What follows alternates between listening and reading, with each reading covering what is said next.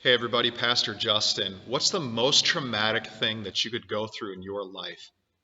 If you were to Google that question, you would find that it seems the universal answer, no matter who takes the poll or the survey, is the death of a spouse. And what's interesting is the number two answer on nearly every single one of those polls and surveys would be the death of a marriage, a divorce. Now, that comes ahead of bankruptcy, moving from one home to another, transitioning from one job to another, losing someone's job, or transitioning from childhood to adulthood, all kinds of things like that. The stress of all of those events do not compare to the stress of either the death of someone's spouse or a divorce that someone might go through. Now, the reasons why people get divorced today are many and varied. Number one, it seems across the board, would be adultery. Ranking right up there really high also would be things pertaining to money. Money is always a source of tremendous stress and conflict in marriages. But it gets down to the trivial things such as we just drifted, we're not in love anymore, we're different people, to we can't get along, to very severe things and serious issues like abuse, whether that's emotional or even, God forbid, physical, to just some very serious issues that lead to the breakup of a marriage. Now, um, our passage today is found in Mark chapter 10, and Jesus is teaching on the issue of marriage, divorce, and remarriage. And it's in response to a question that the Pharisees ask him.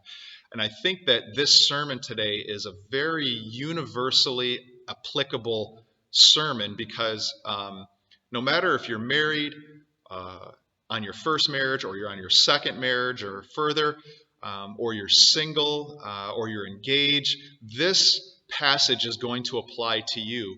And the reason is because the purpose of the passage really is to exalt marriage in, in the mind of human beings. Jesus is not teaching strictly on the issue of divorce and remarriage. The purpose of teaching on these things, Jesus, I believe, is getting at, is to exalt what marriage is in this institution that God has given man.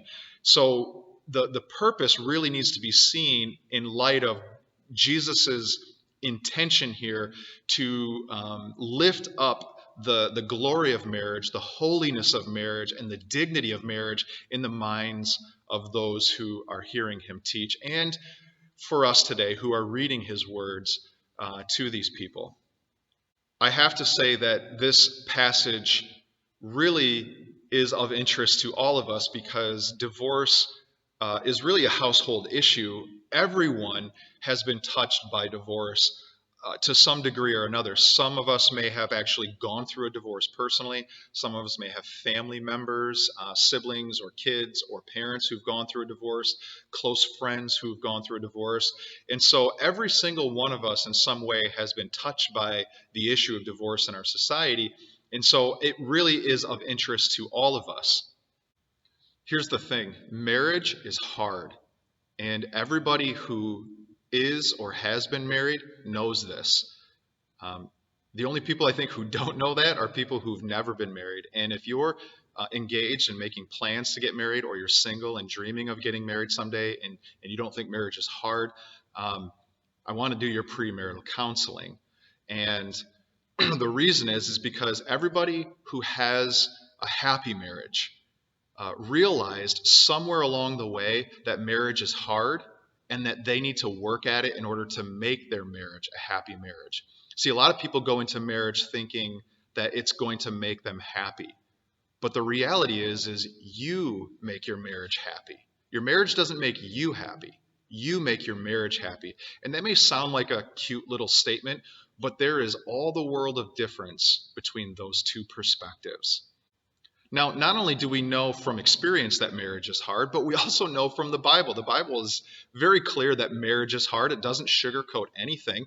The first example that I'll give you comes from the Apostle Paul, a man himself who was single, and in the book of 1 Corinthians chapter 7 was spending that whole chapter really trying to convince the single people in Corinth to remain single because he saw that it was more advantageous. One of the reasons Why he says it's more advantageous is because marriage is hard. Listen to what he says in verse 28. He says, those who do marry will face many troubles in this life, and I want to spare you this. Now, the next point I'll make about marriage being hard comes from Jesus himself. He says marriage is hard. And the companion verse to Mark 10 is Matthew 19. And Matthew records not only the same conversation we find in Mark 10, but he gives us a few more of the details of that conversation that Mark doesn't give. And one of those details is the reaction of the disciples to Jesus' strict teaching on marriage, divorce, and remarriage. And their reaction to Jesus' teaching here is this. They say, if this is the case between a husband and a wife, it's better not to marry. Like, it was dawning on them that marriage is so hard, it's so demanding, it's so difficult, and you don't get to, jump out of it whenever you want. They're like, look, it might just be better that we don't get married if that's the situation between a husband and a wife. And what's fascinating is Jesus follows up on their reaction with his own comment affirming that. So the whole point of Jesus' teaching, the whole point of the Apostle Paul's teaching is that marriage, yes, it's hard. It's not easy. It is the single most demanding thing on a person's life and character. The reality is marriage is hard. And that is precisely why marriage must be seen as holy. If marriage is all about me being happy, then my whole approach to marriage will be self-centered and I'll make marriage all about me. But if my marriage is all about holiness, then I begin to make my marriage all about God, and my marriage becomes a vehicle for serving him.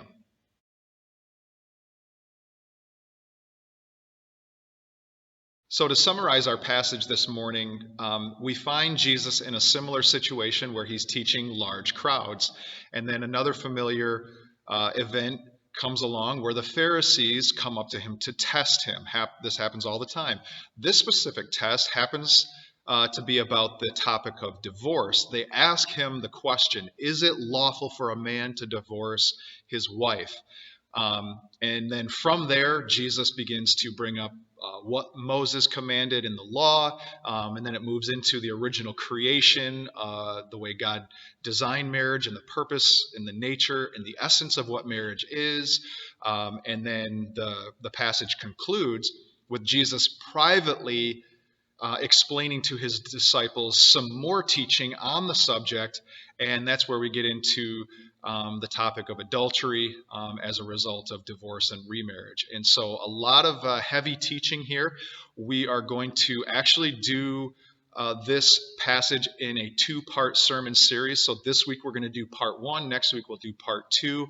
This week we're going to get as far as the command of Jesus. We're going to get as far as the command.